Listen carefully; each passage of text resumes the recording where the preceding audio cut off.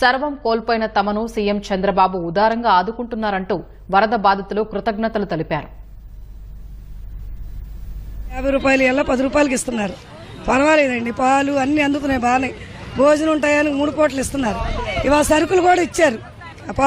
5 కేజీలు బియ్యము, కందిపప్పు, చింతపండు అన్ని ఇచ్చారు. పంచదార. మార్కెట్కి వెళ్ళి కొనుక్కోవాలంటే కనీసం ఒక 2-3 రకాలు ఎంత అవుతుంది? రకాలు 200 రూపాయలు లేదా రావట్లేదండి. ఇక్కడ 60 రూపాయలకి 6 రకాలు ఇస్తున్నారు. పర్వాలేదండి. మొన్న కూడా ఇచ్చారు, ఇవాళ కూడా ఇచ్చారు.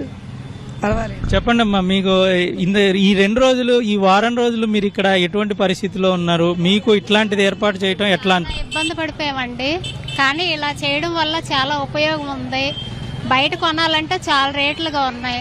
ఇక్కడ 10 రూపాయలకి ఇవ్వబట్టి మా లాంటి వాళ్ళు మేము బాగా బతకగలుగుతున్నాం. టయానికి అన్ని అమరుస్తున్నారు. చంద్రబాబు గారికి ధన్యవాదాలు. ఏమండి, ఈ వయసులో 74